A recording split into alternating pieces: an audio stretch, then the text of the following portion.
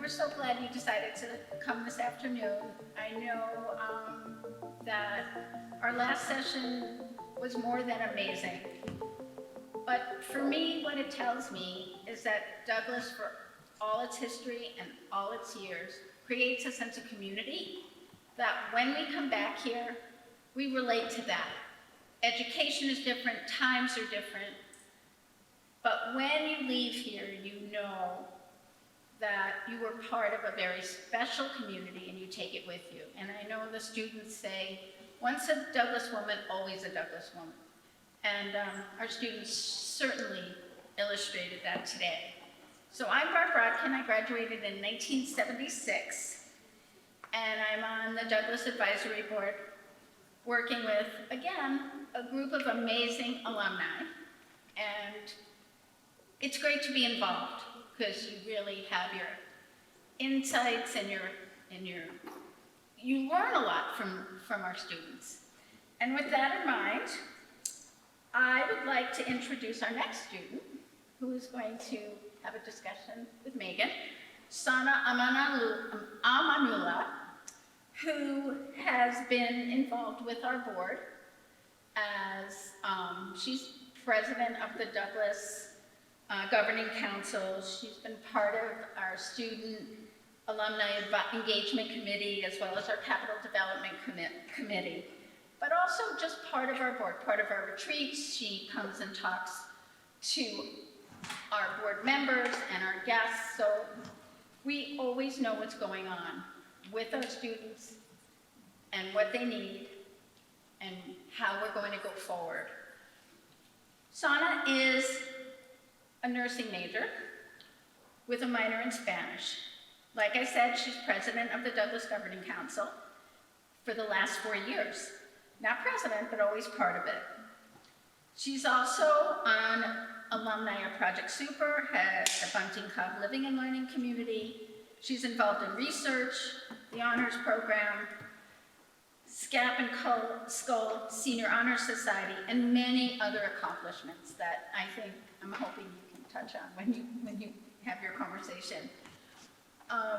She's also a pre-nursing tutor, an organizer for the New Jersey chapter of the nonprofit Muslim Interscholastic Tournament, and on the board of the Muslim Student Association. All in all, Sana, you are involved in everything on this campus, as well as being an exemplary student. So I invite you up on the podium to have your conversation with the dean.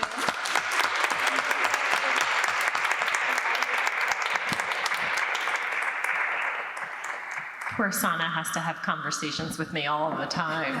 As president of the Douglas Governing Council, we spend some time together. So, I mean, we have notes, but we can just riff. No big deal.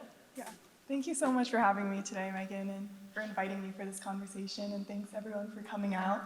I have a lot of joy and pride in being a Douglas student. It's one of my favorite parts about being here at Rutgers. So I wanted to ask you, Meghan, what gives you joy as being the Dean of Douglas? I have told so many people, I have never had so much fun at work as I am having right now. It's a special place in ways that maybe surprise you. So, I mean, you heard from all of our students, it's a transformational place.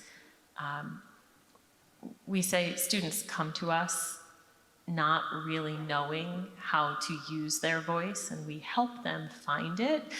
And by the time they graduate, we can't stop them from using it. You know, we encourage students to claim their education. How many of you were in Knowledge and Power this morning? Did you hear about claiming your education? Yeah. We encourage them to do that, and then we watch them do it, and sometimes in ways that challenge us. And so Douglas is changing because our students are helping us change it. And so there's transformation happening at more than just the individual level. It's a transformational place for individuals. It's a transformational place for programs. But Douglas is changing Rutgers too. And that's the thing that is special, because that doesn't always happen. So if you read through the academic master plan that the chancellor has put out there, and you think about the goal for the student experience, that is what Douglas does. And Chancellor Conway will say, I want all first-year students to have the kind of experience that Douglas students have. So I think that's the thing that gives me the most joy, that we are transformational at the individual level, at the program level, and really at a macro level here at Rutgers, and also for the world. So, you know, with alums who are Xing, it's not tweeting anymore, it's Xing, but alums who are Xing all over the place, you know, we are changing things. We are really making a difference. So if I flipped that question back to you, you know, talk about that joy that you've gotten from your experience at Douglas. What is it that makes you joyful about it? I think there's honestly so many things, and they kind of end up being divided, similar to how you mentioned, both at the individual level, like how Douglas has shaped me as a person, and then also how Douglas has played into my larger Rutgers experience, and how I love to be a part of this community, and how this is kind of like my home here at Rutgers. So, you know, on that individual level, I've seen myself grow here so much.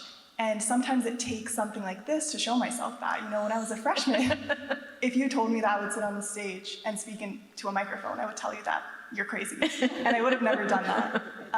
And all the programming that I've been a part of here, the programs that I've had the opportunity to engage with, they have empowered me to sit here. And it definitely hasn't been easy, but I think that the support I found here, it provides me with so much joy, because there's people that genuinely want to see you succeed.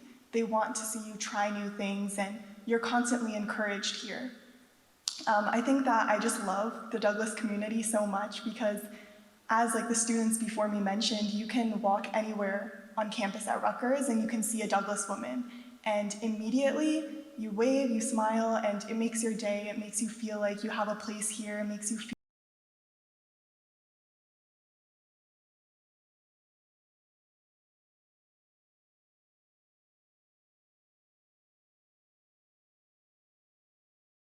that someone I know will probably walk in, we'll have a quick chat, and then, you know, you feel re-energized to start working again. I have a funny story about that smiling and waving when you see other Douglas students. So I teach a section of knowledge and power. It's primarily first-year students, and one of the students in my class is here from Texas. So she doesn't have a network. There's nobody else from her high school who's here with her. And she said, we were talking about social norms and you know, how you recognize them and how you change social norms. And she said, y'all, she did, y'all don't smile. One of the social norms I've noticed that's different in New Jersey than Texas is that if I smile at people, they think there's something wrong with me. But her community in knowledge and power smiles back. Her Douglas community smiles back. You know, that, it's a little joy in your day, but for somebody who's maybe here without a network, it can be a big deal. Yeah. She also brought, her roommate has a service learning puppy in training. She brought her puppy to class, so she was very popular.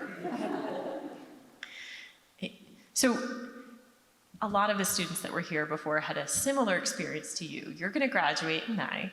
Congratulations. You will be graduating in May. We know this already. But you started in the middle of COVID. You know, that takes a lot. So what was it for you? What resonated, what changed, what mattered about being here at Douglas when you were, you know, remote and virtual and sitting alone in a bedroom? Yeah, I think that, you know, for me, I got so many things out of Douglas that I didn't think I would. I joined the college because I knew about it from my mom who works here at Rutgers, and my sister was a student here at the time. And also largely because I wanted to live in a women's only dorm. And it's ironic because I didn't end up living in that dorm, but I got so You didn't live in any dorm, right? I didn't live in any dorm, but I got so many other things in place of that that are so much more valuable to me. I found that my first year, even in a remote setting, I was able to find community. And so I was a part of the Bunting Cobb Living and Learning community. And although we weren't here in person, living on campus, the seminar course still ran. So I was taking that. I was also taking Knowledge and Power. I joined the Douglas Governing Council.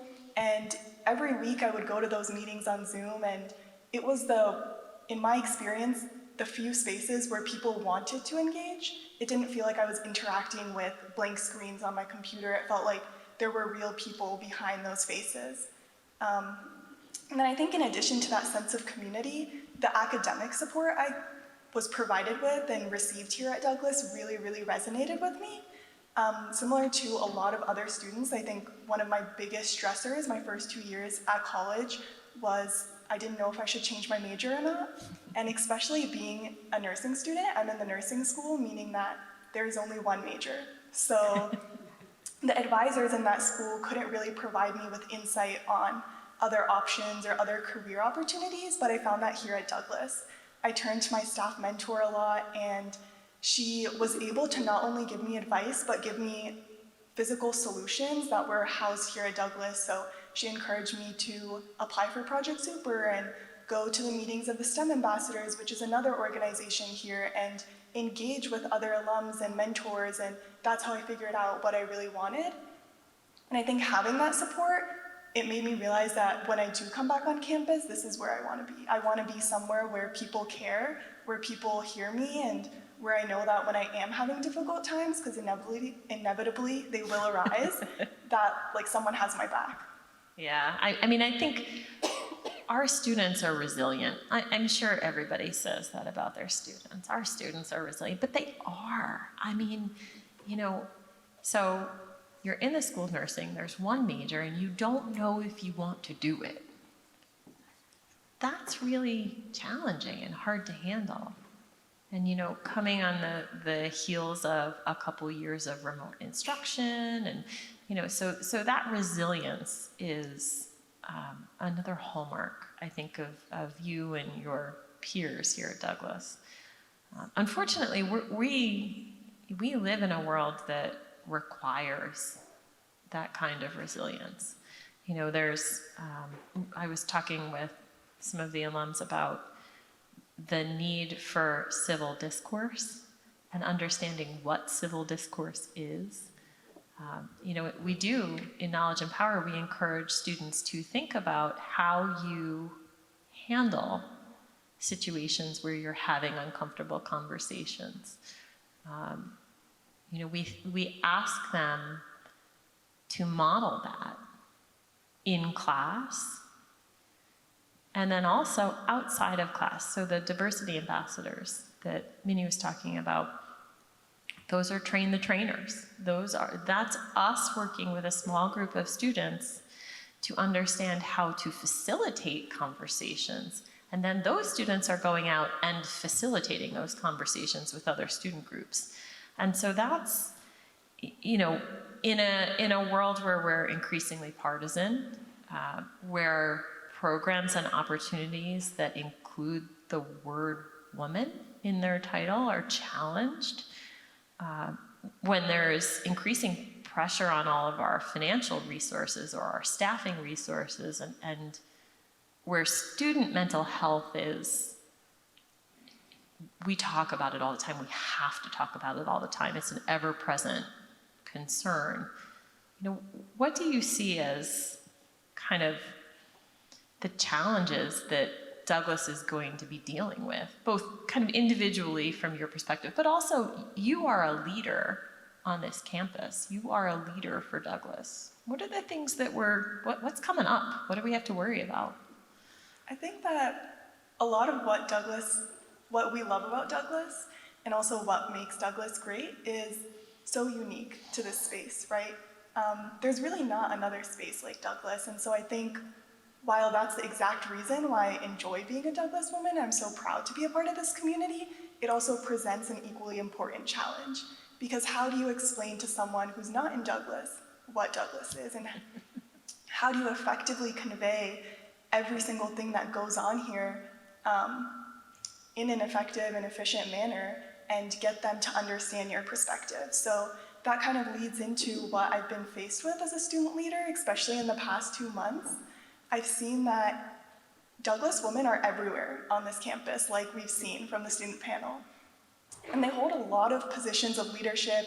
You know, they are involved in every academic school, and yet many of the students at Rutgers, and even beyond students, a lot of the other administrators at Rutgers, unfortunately don't know what Douglas is, and if they do, they have a very, very foundational level of knowledge on that. And so I think as a student leader, it makes it difficult at times to collaborate with others, because I know that we share a similar mission and like we have goals in common, we can accomplish something, but they might not understand where I'm coming from. And I found that in a lot of those spaces, I spend all of my energy and my time just trying to explain what Douglas is, rather than trying to find a way for us to work together. And so I think there's kind of two challenges at hand here for Douglas. One is, how can we get others that are a part of this larger Rutgers community to understand what we do here and why we love it here? And then also within Douglas, what do we want this to be? And like, especially as students, like what do we all want out of this? Because there is just so much happening here, which is so great. But we have to, I think, really work towards finding a way to get that message across to others as well. Yeah. I have a very similar experience sometimes. So in the process of the dean's search here, you know, you answer a lot of questions when you're a candidate in a search like that. And one of my answers consistently was that Douglas needs to be more at Rutgers. We need more partnerships with academic schools. We need more centers that are collaborating on research projects. We need more students. We need more living spaces. We are so integral to a student experience that matters. And we're serving about 15% of the population of undergraduate women at Rutgers right now, and we need to do more. So that's, you know, the academic master plan, again, I mentioned a little bit, but the Chancellor's academic master plan is a great opportunity for us. I think it's opening the door for me and for all of us at Douglas to have conversations, because our name is coming up a lot. Even if they have a foundation, and it's a great way of putting it, they have a foundational understanding of Douglas. Sometimes it's because the last time they interacted with Douglas was when you were here. Sometimes it's because all they see is our emails. We do tend to send, we send some emails.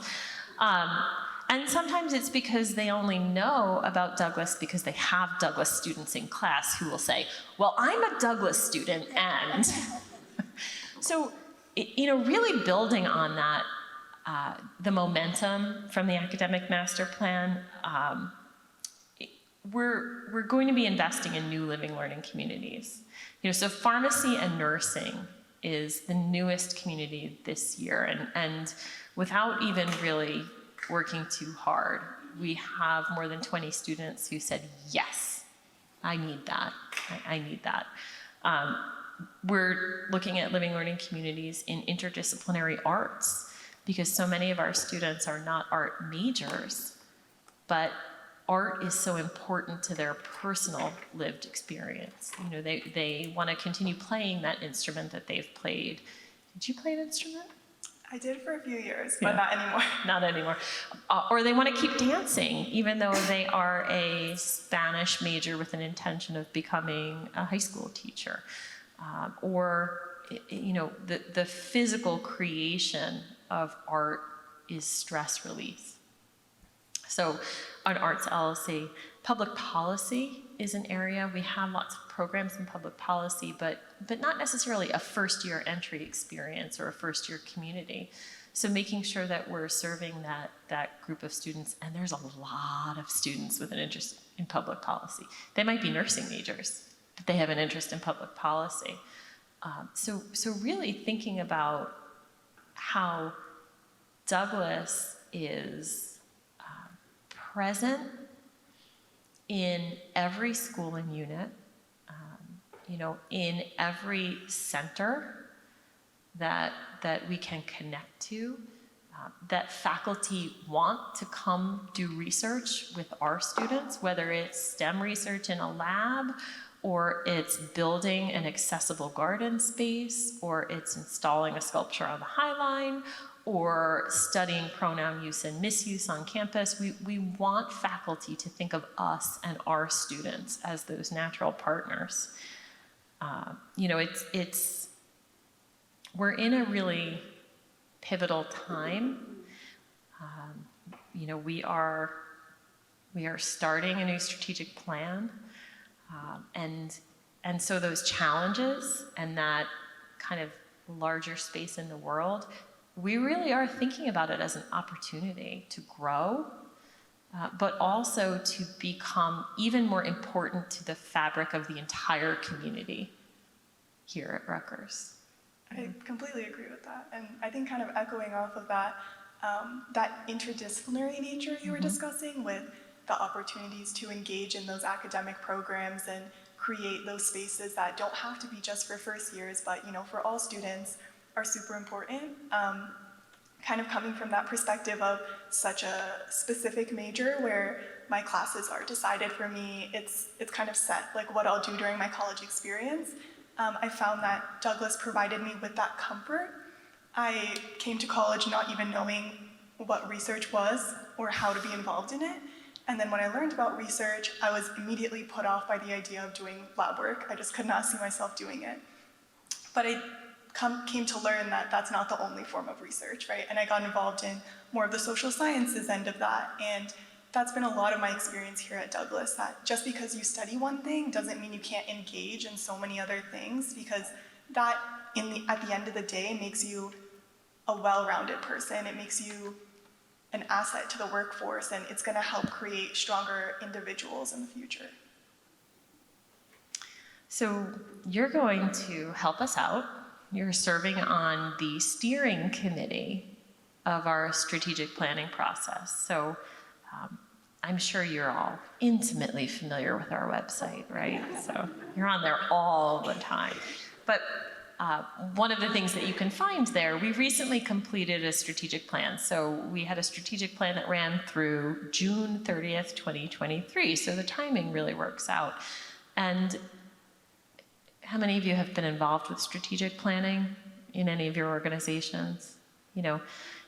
As Aaliyah likes to say, normally you get that strategic plan, you get that beautiful document, you put it in the drawer or on the shelf, and that's where it lives. That's not what we did. If you look, you can see we had 5 strategic goals. We accomplished all 5. Not always in the way we thought we would in 2016, right, Leslie? But, we did. One of the things we wanted to do was re-engage faculty with Douglas. So building out, we have 200 science faculty that serve as lab mentors.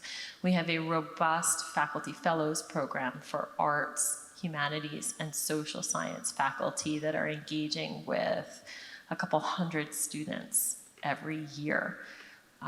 We have faculty partners who are helping us think about, plan, design, and deliver curriculum for the courses that we teach.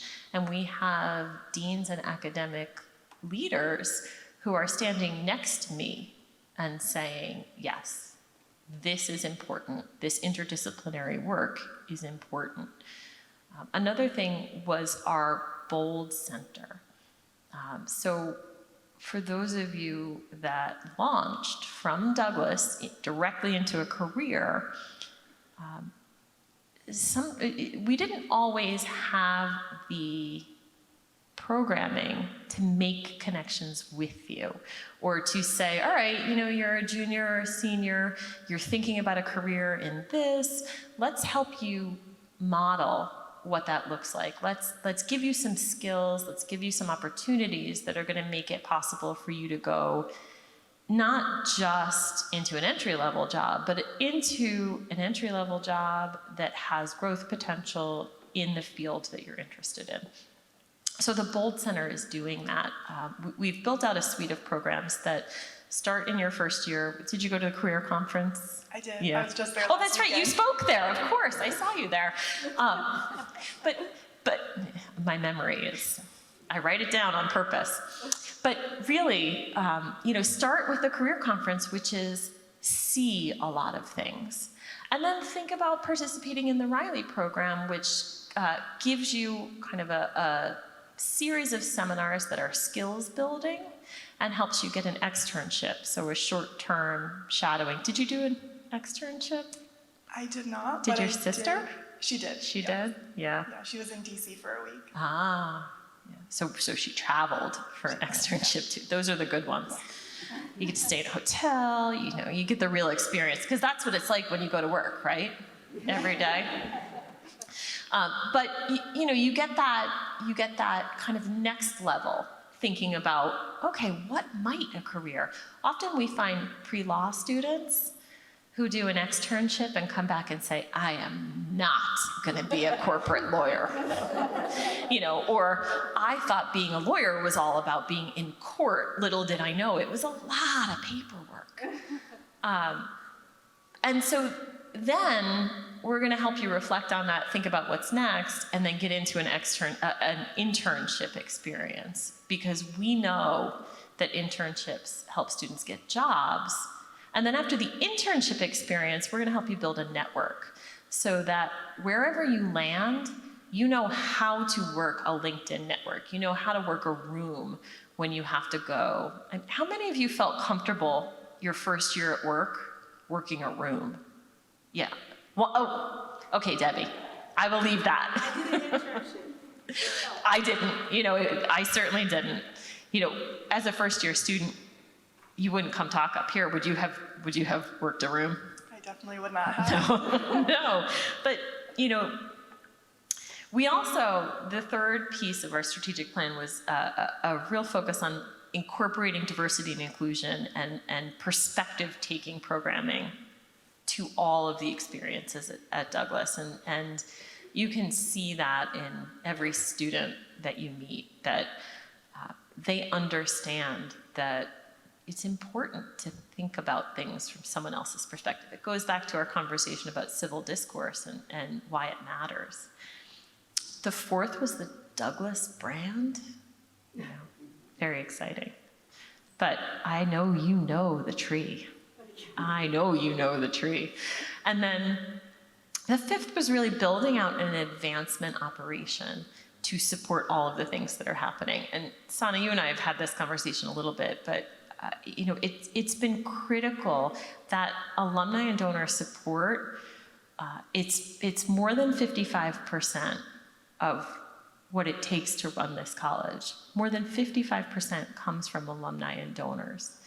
It is such a critical piece, and so that's why the Student Alumni Engagement Committee of the board, where your voice matters so much there. So that's the last strategic plan, and it's wonderful, and I encourage you, I know I made a joke about the website, but I really do, take a look and see, because it's pretty exciting to see all of the things that we were able to do, and they're just setting us up for the next 5 to 10 years. And you'll be part of that, and I hope all of you will as well, but what do you think? What are your hopes for the strategic planning process at Douglas? I think that I really hope to see Douglas kind of build off of what is already here, because what's here is so strong and so valuable. So I think that there's so much potential for Douglas to grow in numbers, so the number of students that are enrolled in Douglas, as well as the number of programs that are available, and helping to diversify the student body, and also their fields of study, their involvements at Rutgers in general, and their academic schools, all of that. I think that there's also a lot of potential, and I would hope to see Douglas continue to have the Douglas campus as home and build on the space, because I think there's so much value in the history of Douglas and all of these buildings. And at the same time, there's potential to expand this community into other spaces at Rutgers so that Douglas students can kind of have a seat at every table and have the opportunity to engage in all these spaces. I definitely also would hope to see the career opportunities here continue to grow. I know you talked a lot about those, but I think there are things that we as students really, really love and utilize, whether that be in terms of the Bold Center, the externship programs, all of those resources that are so vital to our success. And then finally, I would just love to see the Douglas community grow. I think that that isn't necessarily something that can be clearly defined, but it's something that happens over time. It happens with engagement and passion, which is something that I see embodied within the Douglas spirit. Yeah. We like the idea of growing. We think there should be more of us. Yeah. And I know you've also invited me to join that steering committee, so can you tell us a little bit more about that or how others can be involved? So the steering committee is just one piece of our strategic planning process. We'll be spending a year, maybe a little bit more, going through some exercises and kind of getting to the point where we're ready to say, this is our vision for the next 10 years of Douglas.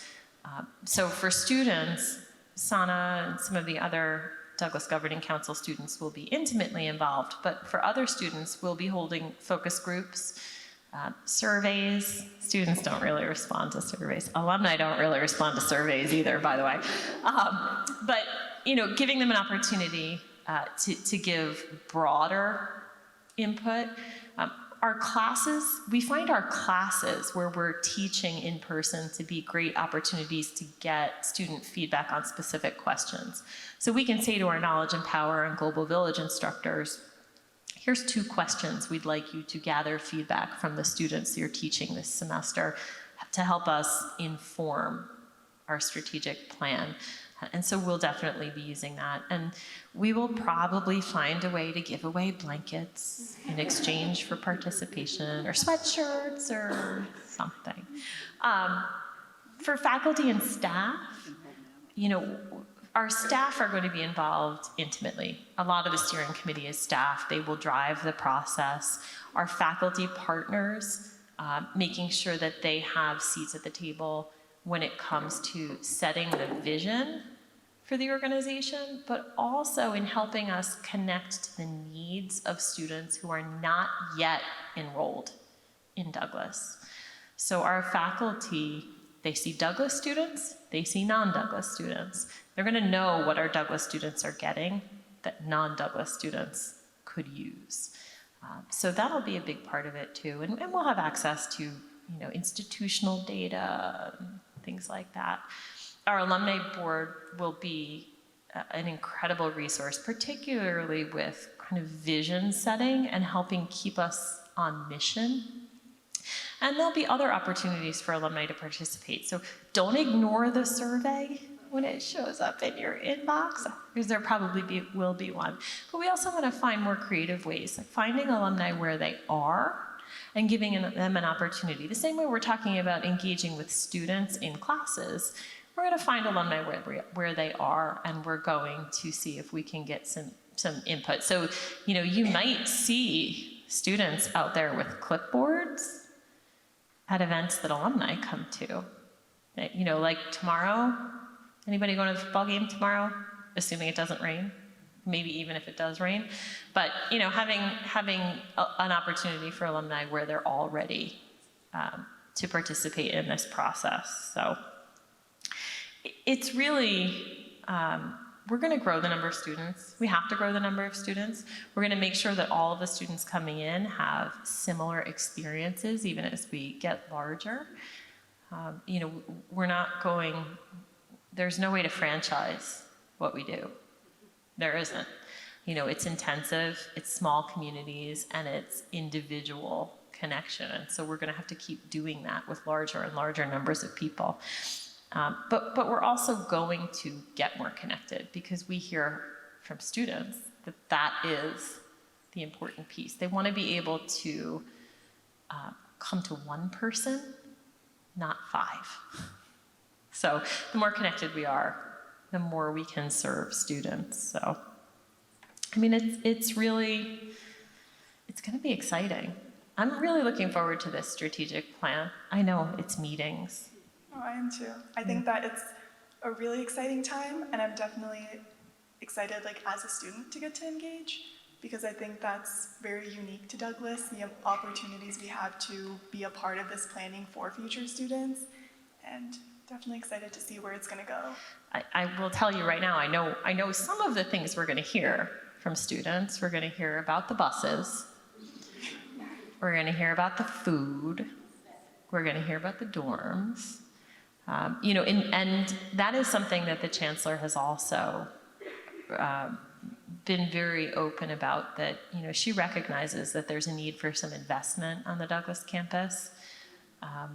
And I'm looking forward to being able to integrate that kind of planning with our strategic planning as well. Being able to say, okay, so here's from a program perspective what we're going to do. Here's what it looks like from an infrastructure perspective, and we have the university's support to do that. The university is going to stand with Douglas to make some of those things happen, and it's going to be great. So this time next year, we can hopefully share a final plan with all of you. Maybe not at an event this big, but certainly, share our vision for the next 10 years of where Douglas is going and how we're going to continue to make our mark at Rutgers and on the world. So speaking of making your mark, I'm going to ask Sana the same question I asked all the other students. What's next? Well, I think that's definitely a loaded question. I hope to really take the experiences I've had here and work with them in the next few months to figure out exactly what I want to do. I've kind of gone back and forth. After Project Super, I ran with the internships to try and get that experience, and so I did one summer a full research internship, and then this past summer I worked as a nurse extern full-time, and so it kind of gave me a perspective on both ends of it. And I think from that I learned that when I graduate, I definitely do hope to work as a nurse for some time, either at the bedside or an outpatient clinic, but something that's patient-facing. And then hopefully in the next 5 years, go back to graduate school. Not completely sure what for, kind of have an interest in the provider end of things, so becoming a nurse practitioner, but at the same time, I've definitely developed an interest in transplant, so becoming like a transplant coordinator, something along the lines of that. But whatever it is, I think I want to go back to my original why for pursuing nursing and find a way to support communities that I'm a part of and find a way to give a voice to those that don't have one and make sure that everyone in healthcare has the same opportunities and is given the proper treatment and care. And then I think, from there, outside of my actual career, I just want to take the time when I graduate to find hobbies, to enjoy life that are in a little bit of a more relaxed environment. Spend time with family and friends, maybe travel, and just take a step back and relax as well. You get to do that after you graduate. Yeah. Midterms for you still right now? Exam on Tuesday. Exam on Tuesday. We don't do exams in Knowledge and Power, so I will often have conversations with students in the classroom where they're like, I just like to come to this class to rest. But, so you mentioned you're going to be an alumni at that point. How do you think you might stay connected? I think that, I've seen from days like today and so many other opportunities that there's so many ways to be connected. I hope to definitely stay involved in some way to engage with students, because I think that alumni have been a huge part of my experience during my time here, being on the alumni student committee, so possibly joining that or coming to events like these to engage with students. I think another large thing for me would be continuing to engage with the Douglas Governing Council. I've definitely seen over the past 4 years that we turn to our council alums specifically for advice on how to better serve students and better advocate for our peers. And they've provided me with so much guidance that I hope I can be that source for someone else and support future students as well. You have a couple really great role models there in the recent. We definitely do. They're Yeah. absolutely amazing. So. I mean, Maggie Manier is on our board, so of course. Maggie, are you here? No. Okay. I mean, so that's something we do like to make sure all of you know about as well. There's lots of ways for alumni to be connected directly to the college that you may not think of. So first, if you are not getting our monthly newsletter, it's called the Douglas Spotlight.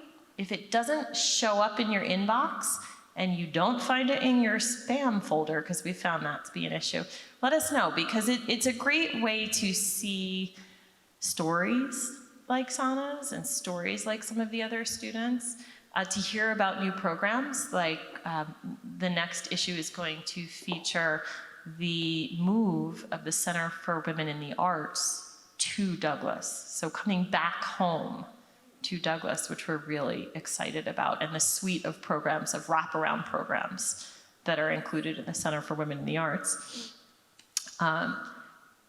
You can also volunteer. So if you're working and you're comfortable having a student shadow you for a couple days or a week, you can volunteer as an externship site host. Our career conference was last weekend, and we had 50-ish alums back talking to current students just about the work that they do and what those careers look like. It's a career exploration event. So that's a great opportunity. It's a great way. If you're working in the sciences or you're working in health fields, those are sometimes hard places to place students. So it's hard to get a clinical externship or a clinical internship because there's privacy issues at stake when there are patients involved. But those are opportunities that we would welcome getting you back involved. But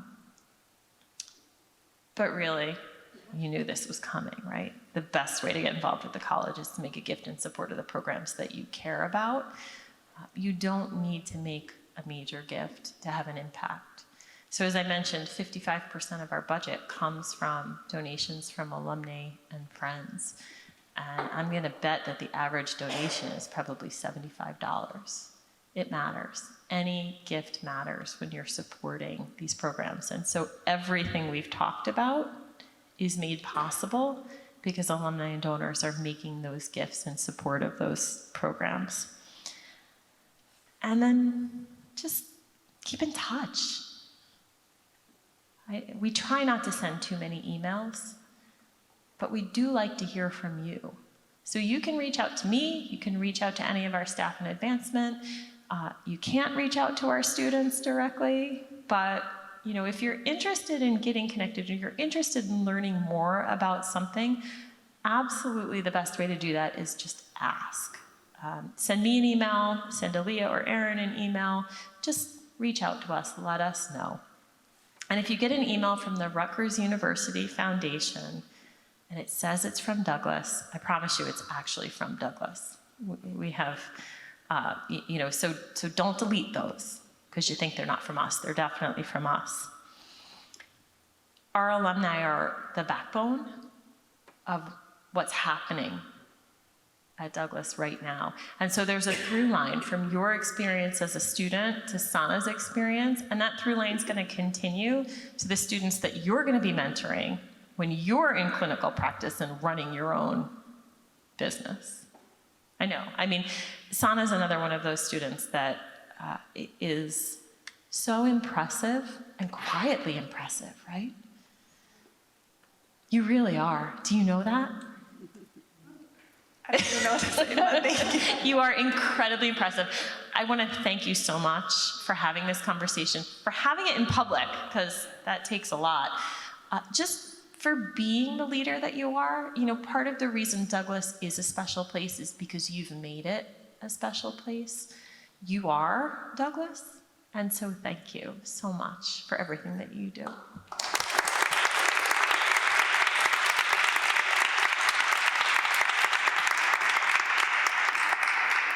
I want to thank all of you as well for attending. You are also the reason that Douglas is as amazing as we are. We would not be here if it was not for you, for your experience as students, your advocacy as alums, your support of the college, and your willingness to continue to use your voice to make the things that are important to you happen. So give yourselves a round of applause. Thank you.